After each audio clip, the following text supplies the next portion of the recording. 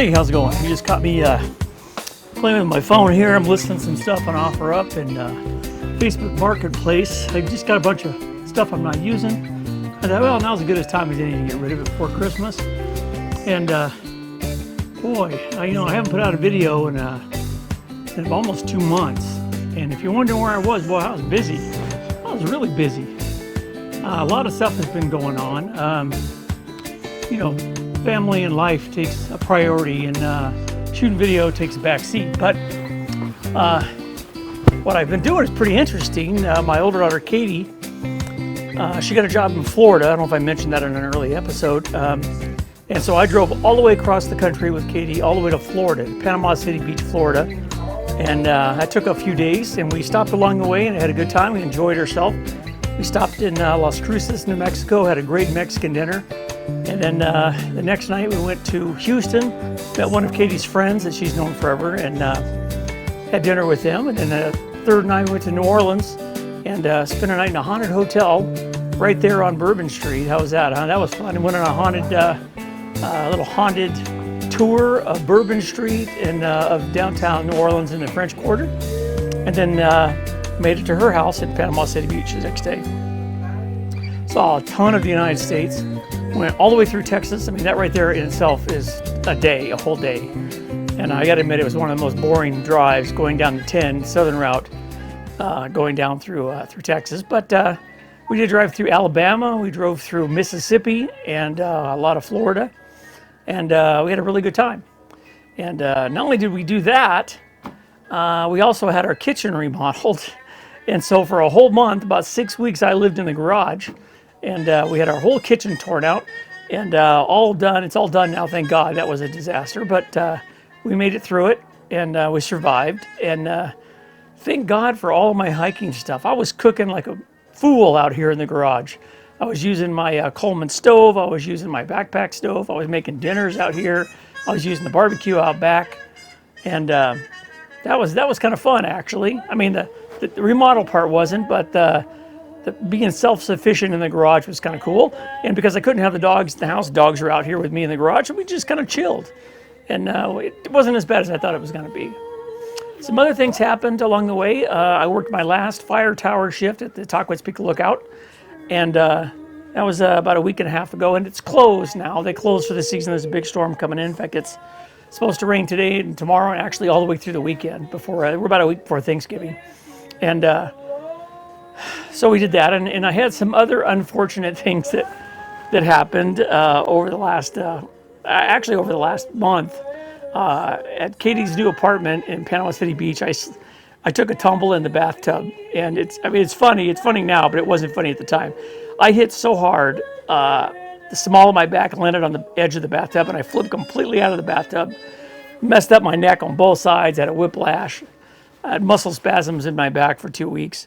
And then to make matters worse, I was redoing my ham radio in the antenna in the attic, and I slipped off a joist, and I fell on a 2x4, and I broke a rib. So right now I can't laugh, I can't cough, I definitely can't sneeze, because I have a broken rib here on this side. So I'm nursing some injuries. Oh, and to make matters worse, in the middle of all that, I got COVID, most likely from some unwilling, unknowing passenger on the flight from Panama City Beach to San Diego. So anyway, there's been a lot of shit going on. But even having said that, I did manage to do one hike. I went to Kanaka Trail, which is up in the Santa Ysabel East Preserve. So that's what this episode is going to be about.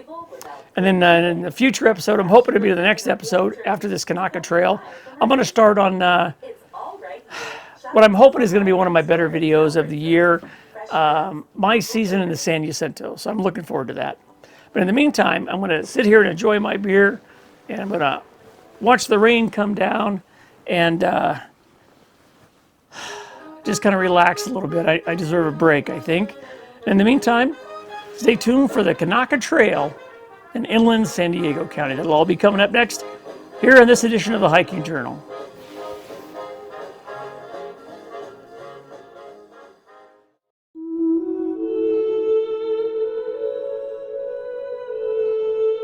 Well, Well, good morning and welcome back to another edition of the Journal.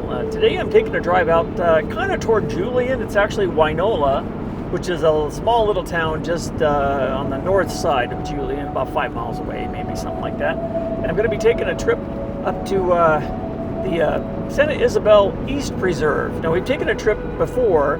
That's when I was wearing my kilt and the beret and the whole works. That was kind of a fun hike.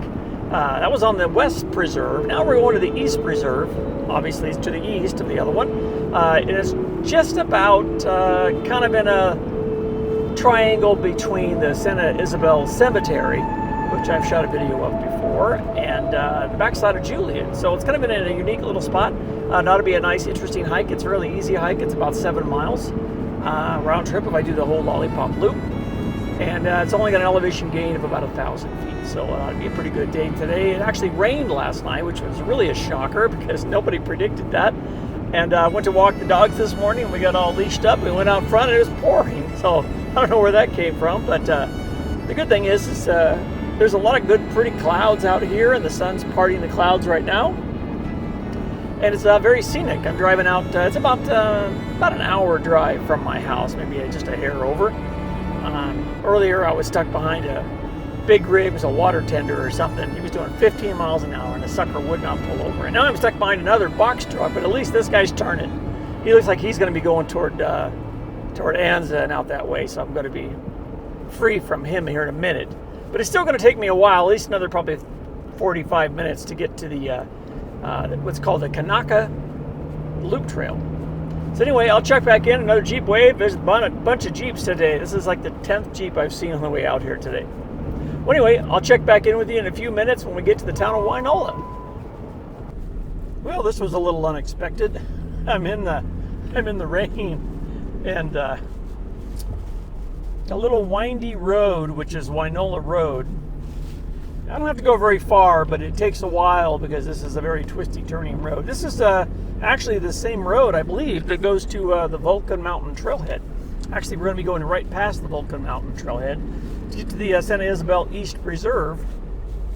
And I'm in the clouds, and I got the windshield wipers on, and hopefully this will clear up a little bit. I won't be able to see anything on my hike today. But I'm getting there. I'm about 10 minutes from the trailhead, so we'll see how this goes. Looks like with it being this cold and dreary, I don't know, I might not see a lot of wildlife, but you never know. Maybe we'll see a deer or something. Fox. Be nice to see something out here. You know, as you know, this is a wildlife preserve as well, so nobody can do any hunting out here. And it's just a slow, winding, twisting road to get to the trailhead. But I'm almost there. Well, I'm almost at the East Preserve, the Santa Ysabel East Preserve. I made the turn on the Farmer's Road from Wainola Road. Boy, that was a windy road, I'll tell you. And no visibility. I could barely see the sides of the road. I was in a fog pocket. So I don't know what the visibility is going to be today, but it's going to be interesting. It's going to be damp.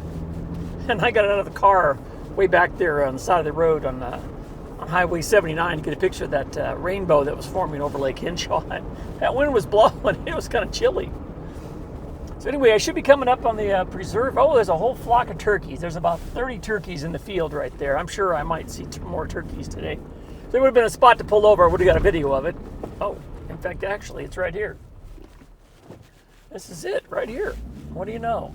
The Santa Ysabel Open Space Preserve. You know what? I might walk down there and get you a video of the turkeys. What do you think? I'm gonna go park over here.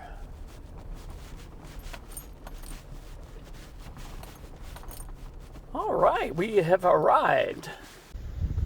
Well, I'm at the Santa Ysabel East Preserve, and there's my flock of turkeys.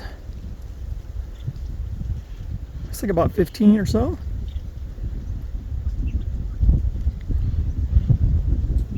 Wind's blowing, and I can sure feel that wind. It's whipping right through me. It'll be a little chilly today. Well, good morning, and welcome back to another edition of the Journal. Today, I'm at the Santa Ysabel East Open Space Preserve. Now there's two preserves. There's an east and a west. The west one is on the other side of Dudley's, and this one is on the east side closer to Julian. So we're going to be taking a trip about 7 miles. It's going to be a lollipop loop, so we're going to go straight and then we're going to make a right, make a loop around and then come back down this way. So that'll be a nice hike. It's a lot cooler and chillier than I thought it would. I'm wearing my McGregor kilt today. I'll get you a better look at that in a little bit. And I'm glad I actually brought the wind shield. I wasn't planning on it. And so I'm going to have to wear that. And I also have a beanie and a pair of gloves also in my pack. So if need be, and a really cheap waterproof poncho. So if need be, I can get that out later. So hopefully I won't need it. Sun's supposed to come out later. Let's cross our fingers. In the meantime, I'm going to be heading that way into the Santa Ysabel East Preserve. Well, I'll be coming up next. Getting rained on here. Drizzle is coming down from the trees. You know, today in my pack, I brought a beer, but I think I also brought some coffee. I think the coffee actually sounds better. Anyway, we're in the McGregor kilt today. I got my sporing on, so you'll be hearing this bouncing around all day. I've also got this little kangaroo pouch on this LL Bean mountain anorak. So this is what's keeping the chill off me right now. And to be honest, I really like this little kangaroo pocket. I've got my sunglasses in here and spare battery. And in the meantime, I'm going to be heading this way. If we get lucky, maybe we'll get closer to those turkeys, huh? It looks like we got a little stream here. Water's flowing pretty good too. But looks like there's a path. Let's take the path over here. And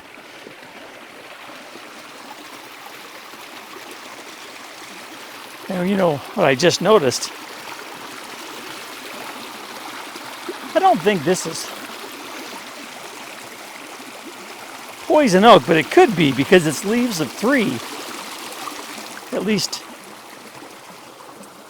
most of it is leaves of 3. I don't really know. Doesn't look like poison oak, doesn't grow like poison oak, so maybe it's not. But it's kind of pretty down here.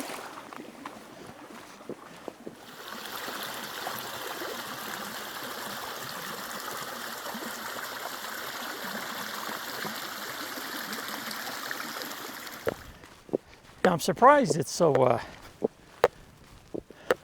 foggy here. Makes for a nice cool hike though.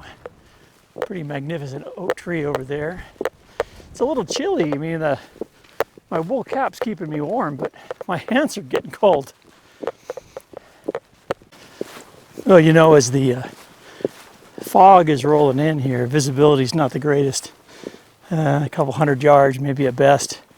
Looks like we got some cattle grazing on the hill over here. But you know, being that it's only a couple weeks from Halloween. Remember that movie, American Werewolf in London, where they're hiking through an area like this in the fog, and it's at night, and the villagers that are in that tavern say, "Beware the Moors." Go. God be with you. Oh, thank you. Wait!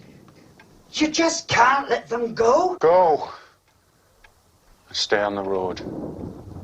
Keep clear of the moors. Thank you. Beware the moon, lads. Well, I don't think there's any werewolves out here, but it could very well be a mountain lion. And the reason I say that is because on Vulcan Mountain, which is just a few miles that direction, that's where me and Lindsay saw a mountain lion almost a year ago. So the fact that it's dead quiet and the brush is wet. In fact, my boots are already soaked. They're Gore-Tex, so I'm not wet inside, but the outside is soaked. I'm not going to be able to hear anything. I'm not going to hear anything on the trail or in the grass. So anyway, I got to keep my eyes and ears open. Did you hear that? Well, what do you think of this sweet little spot, huh? Looks like somebody came up here, and it's actually really well made. It's a little wet right now, so I'm getting wet on the backside if you get my drift. But it's a little cool here on the Kanaka Loop, here just outside of Wainola, which is just about 5 miles north of Julian. And if you wondered, why would they name the trail Kanaka Loop? Kanaka doesn't sound very historic. It doesn't sound very Spanish. Almost sounds Hawaiian. And you know what? It is. We're going to take a few minutes here and we're going to talk about the Kanaka Loop, how it got its name, and who Mr. Kanaka really is. That'll be in the next few minutes. Then I'll get back on the trail and we'll continue heading west through the preserve out here at the Santa Ysabel East Preserve. Well, if you've ever been to the city of San Diego and wandered around a bit, you probably noticed that it's split into two separate parts. Old Town San Diego, where the mission and the zoo is located, and the other part is closer to the water down by the Gaslamp District, the Naval Aircraft Carrier the Midway, and Petco Park, home of the San Diego Padres. Now, the first time I remember thinking, why the hell is the mission so far from the water? Isn't that a long way for the ship's crew to climb up a hill a mile or so hauling supplies just to get to the mission? Well, that's exactly what Kanaka Davis thought way back before California was even a state. And he came up with an idea to fix that. Now, William Heath Kanaka Davis was a merchant and a trader in Alta California. Well, that's what it was called back then. And Kanaka Davis helped to establish Newtown, now known as downtown San Diego. Davis was born in 1822 in Honolulu, when it was only known back then as the Kingdom of Hawaii, to Captain William Heath Davis Sr., a Boston ship captain and pioneer of the Hawaii sandalwood trade.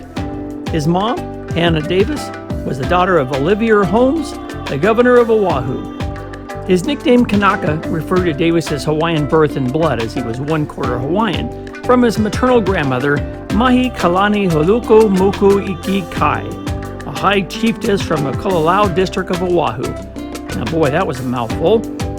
Even Davis's elder brother, Robert Grimes Davis, turned out to be a local Hawaiian judge and a politician. Now, Davis first visited California as a boy in 1831, and then again in 1833 and 1838.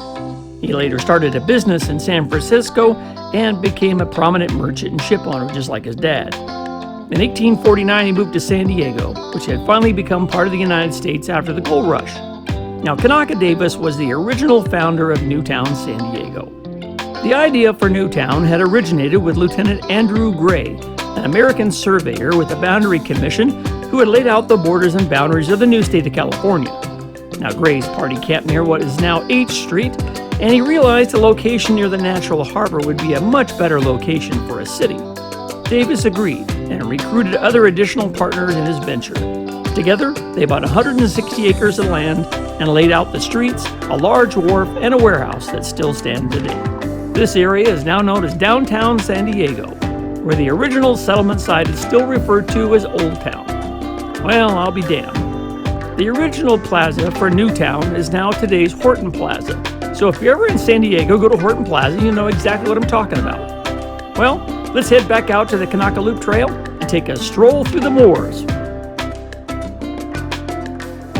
Well, I'm glad I brought this LL Bean Mountain anorak because it's got some water resistance to it. At one point back there, I stopped under this big massive oak tree and I waited for a minute because it was coming down pretty good actually.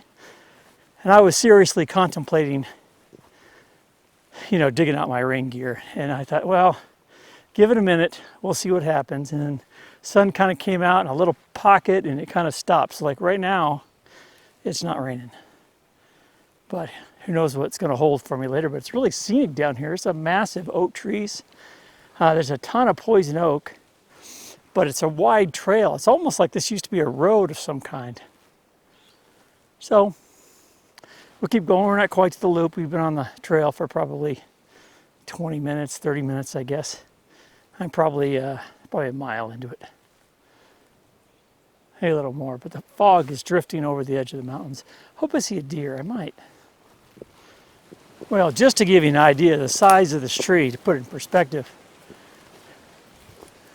I mean, when you look at it, look at the width of this one. And this one's not even the big one. It's got a very unique bark pattern to it as well, and it's got some branches that go way, way out. Hey there. What do you think about this sycamore, huh? This one's got a little cave inside. It's got this nice burrow right here at the junction. It doesn't have a roof, so technically it's not a good shelter from the rain, but it does block the wind right here. Can't believe how massive these sycamores are. Well, so far this has been a really interesting hike. Some magnificent oak trees, some absolutely gigantic sycamores. I hear the blue jays squawking over there in the trees. Saw a few, maybe a dozen cattle off in the distance. Actually 15 in that one spot and another 2 in another. We'll see if I run into any more. So I'm going through the oak grove here. Well, it looks like we've got some poison oak here to navigate. I already felt something touch my leg. Hopefully that wasn't poison oak. This must be the Santa Ysabel Creek. It's actually flowing pretty good.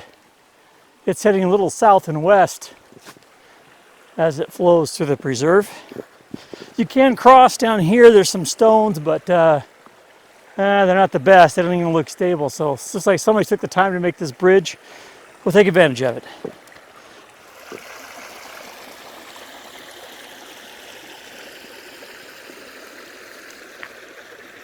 All right, well, I've almost reached the beginning of the loop portion of the Kanaka Trail. Been climbing here. I had to stop, take a break for a minute.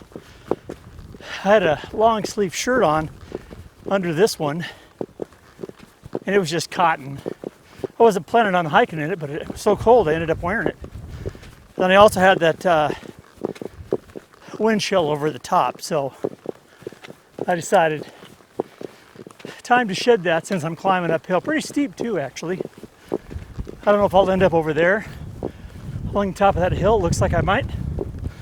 We'll see. In the meantime, I'm liking this cool breeze. I'm hiking into the sun. It's trying to come out, but it's getting steep. Well, it looks like this is the Coast to Crest Trail, which is one of the longer trails. I believe it's 100 miles. This is also part of the Kanaka Loop. East trailhead is that way. It's a very well-made sign. Looks like by the same people that carved the bench. So I'm going to be going to the right, and it looks like I'm going to loop my way back around to this point and then head back down. And you can see the fog blowing in right now across the trail. I bet it's going to get a little breezy as I head up to the right here. And there's not a tree up here. That makes you wonder,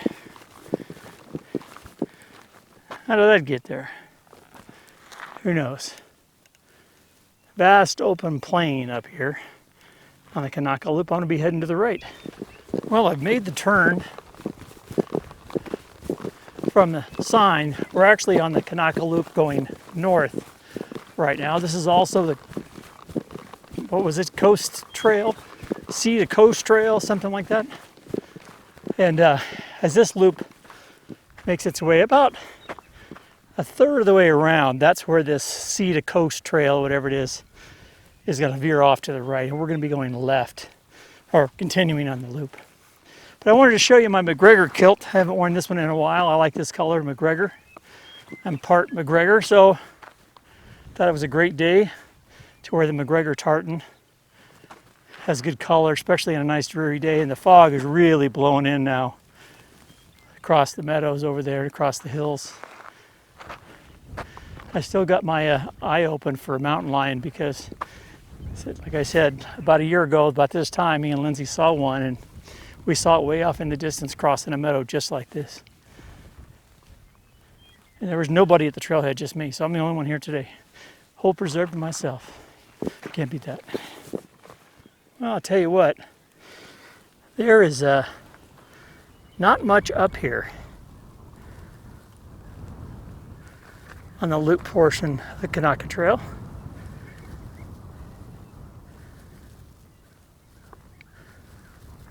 Lots of birds out here in the tall grass.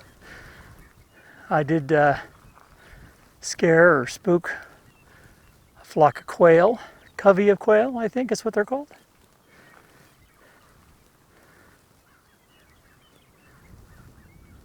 You can hear the crows and the birds. And believe it or not, it is a little chilly because the fog has brought in moisture and dampness. So not only is it a little breezy up here, it's a moist breeze, which is very chilling. But I was hot working my way up the hill, so at some point I might have to put another layer on. We'll see. Well, there's our cattle right there. He's keeping an eye on me. It's like a flock of crows as well.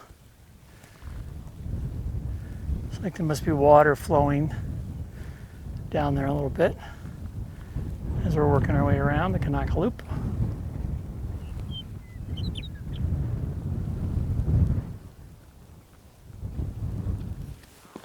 Now, normally this would be a great area for snakes. Mainly gopher snakes, maybe a rattlesnake. Who knows? Maybe even a king snake, you never know. A racer maybe, but the fact that it's kind of cold today, it's overcast and damp, snakes don't like that. But you come back here on a hot day, you might see a couple.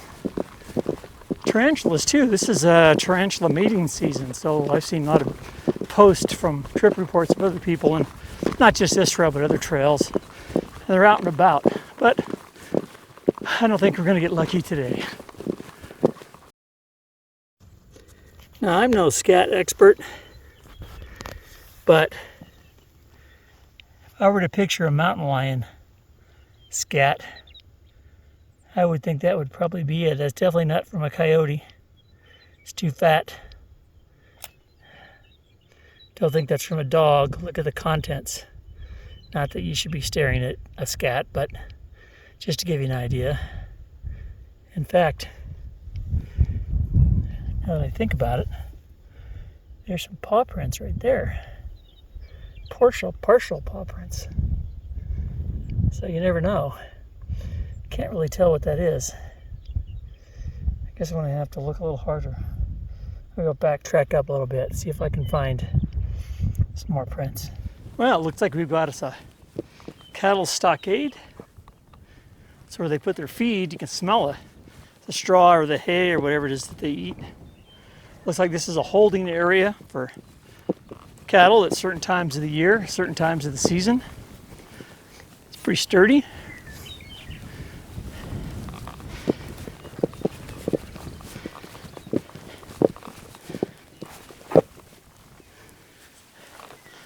And it sure smells like cattle, that's for sure. There's also a couple of watering troughs here and there. Makes me wonder a little bit about that mountain lion scat back there now. I'm gonna have to keep a close watch. That was fairly fresh too. Wasn't hard and black or even white as they get older. That was all still fresh and moist. I guess I'm gonna have to keep my eyes open, huh?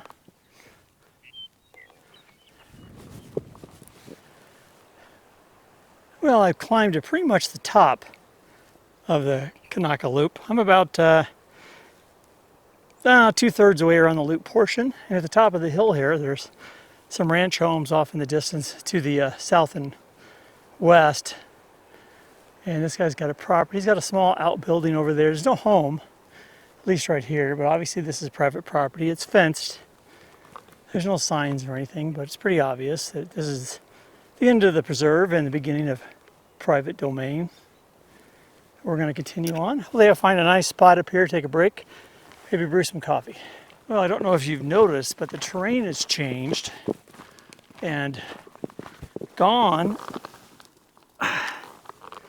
are the sycamores and the oak trees to be replaced by pines. And this one, it's a pointy ponderosa and it hurts. So these are ponderosa pines. Still looking for my mountain lion. Looks like there's another meadow over here. Boy, that pine was sharp. Some more cattle down here too. And it looks like I can see my trail. There's a home up there on top of that hill over there. It's our first set of prickly pear cactus as well. Well, it looks like we got some cattle grazing right here along the trail. Actually, they're not grazing, they're just taking a nap. And it looks like I'm going to be coming up pretty close to this guy here. Hopefully he's friendly. Hey there, buddy.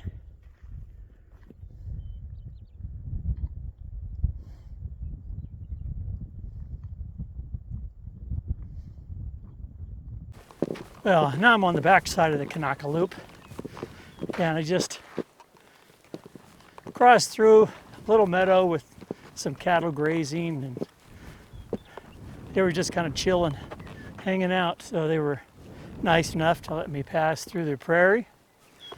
And there's really not a lot out here, but you can see the fog, clouds. We're literally right in the clouds right here.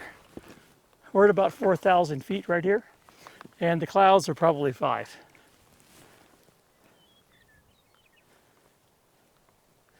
Well, I tell you what, it's very peaceful out here. You can hear the birds singing and a nice cool breeze over the grass. Not a soul out here. You can see a couple of homes way up in the distance though. So anyway, I'm about a little over halfway through the hike. Well, this isn't probably the best place to take a break. It does have a nice little flat bench, and it's got a tremendous view. But the wind is pretty fierce right here on the top of this ridgeline. And I used my AeroPress Go. This is the smaller version.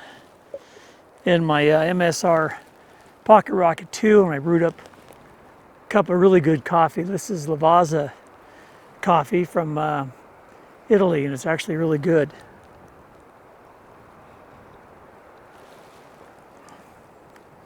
Get a nice strong brew. I'm about 3/4 away around the Kanaka Loop, and down the bottom of the hill here behind me, you can see way off in the distance, you can see the trail split where that Kanaka Coast to Crest Trail sign was way down there. So after we leave here, we're going to be heading down that way.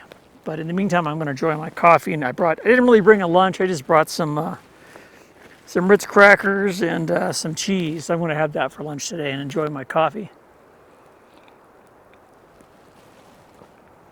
Hopefully I can warm up a little bit. It's actually kind of chilly.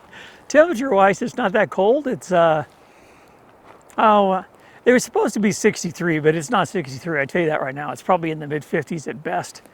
But it's the wind that's biting. I was lucky I had these fingerless wool gloves, and believe it or not, this cap that I'm wearing is wool as well. So, and wearing this wind shield keeps most of it off. And I'm also sitting on a flannel and canvas ground cover over this log, and now the sun is starting to come out a little bit. Boy, I can feel the warmth just in those last 5 seconds.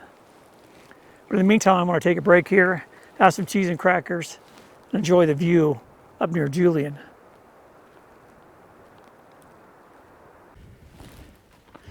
Well, it looks like we've got some wild raspberries here growing alongside the trail. We've also got some friends here.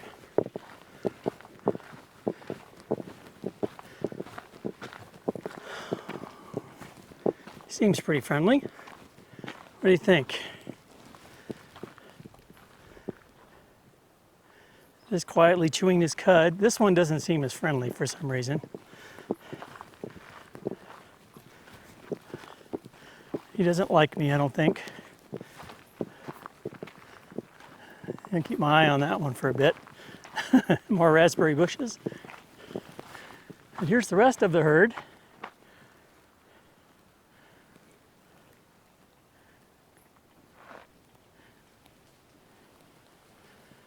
There's some more down here right on the trail. All right, well, we've got some more cattle on the trail. And this one's literally on the trail. So we'll see how close I get before I make him a little nervous. I do want to stay on the trail, but I'm going to give him a wide berth. He seems friendly, not like the other one. His tail's wagging. Do cows' tails wag? I don't know. It looks like I'm past. There's a white one. Well, I'm not too far from the car. I can see a building off in the distance. I don't know what that is. Just passed through a little herd of cattle back there. Saw some wild raspberries. And it's heating up. I'm in the shade right now because a cloud went over, but I'm definitely heating up. I had to drop a layer, and I still got my fingerless gloves, but I'm actually hot. But not too far from the car. Ice cold beer, sounds good. Before I head over to the Julian Pie Company. Well, it looks like I made it back to the trailhead safely. I didn't get eaten by a mountain lion. And took in some amazing views. And it sure heated up, I tell you that. And on top of it, at the upper part of the Kanaka Loop, there's a bunch of mosquitoes. Once I got into the pine trees, there wasn't anything along 90% of the loop. Well, the flat sections of the trail. Once I actually got to the upper portions where the pine trees were, I hit a bunch of mosquitoes. So anyway, I made it safely back to Santa Ysabel East Open Space Preserve. Well, so what'd you think of the Santa Ysabel Preserve, the East Preserve, just outside of Wainola? It's a nice trail. East County Preserve, I guess that's what it's called. And I did the what's called the Lollipop Loop. I basically went straight down the trail to where it met a junction with the Crest to Coast Trail, and made it right. Went all the way around the Kanaka Loop, through these gorgeous meadows, past some herds of cattle, up into the pine trees, went up and over the pine trees, came back around the backside, took a break, had a cup of coffee, worked my way back down to the trail junction, ran into some folks from San Diego. In fact, husband and wife from San Diego, they do a lot of hiking, and they were super nice and friendly. And they also had a visitor with them, a friend that was from Boston. So she got to come out here and experience inland San Diego County. And on a nice cool fall day, and the sun's trying to come out. It definitely warmed up a little bit on the way back. The sun was starting to peek out a little bit, but it was kind of hot in some spots. But for the most part, it's been a nice, cool, and shady day. I didn't see any wildlife today other than birds and cows. I was kind of half expecting there was a slight chance I'd run into a bobcat or a coyote, or even that far out chance I run into a mountain lion. I was looking, believe me. Didn't see anything. But anyway, I'm going to take a break here at the Jeep, have some refreshments, and I'm going to head down the hill and go to the Julian Pie Company, get me a Dutch apple. Well, anyway, thanks for watching this edition of the Hiking Journal. My trip out to the Kanaka Loop Trail, just outside Wainola, which is just north of Julian, California. Well, anyway, stay tuned for the next episode of the Hiking Journal. That'll be coming up next. And I am going to put together probably a long video, probably one of my longest videos to date, and it's going to be on the Tuckwitz Peak Fire Lookout. And I've kind of hinted at that before. I've done the hike about 6-7 times now in a row, and I've posted none of it. So it's going to be a long video episode, but I think it'll be worth your time, and you'll get to learn about what goes on inside a fire lookout here in the forest. Well, anyway, take care, and I'll see you down the trail. Bye-bye. All right, well, it looks like we're going to be making the turn here. We're going to be heading into the good old Julian Pie Company.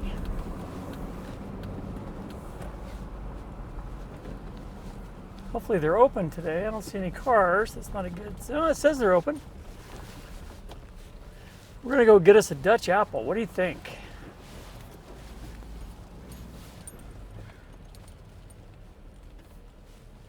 Yeah, there's somebody inside. Let's go get us a Dutch apple. What do you think? Well, that'll do it for this edition of the Hiking Journal, my solo adventure across the Santa Ysabel East Preserve along the Kanaka Loop Trail. If you have any questions or comments about this or any other edition of the Hiking Journal, post a comment below. If all goes well in the next video, I'll finally get a chance to share my adventures as a fire lookout on Tahquitz Peak and my summer in the San Jacintos, coming up next. Anyway, take care and I'll see you down the trail. Bye-bye.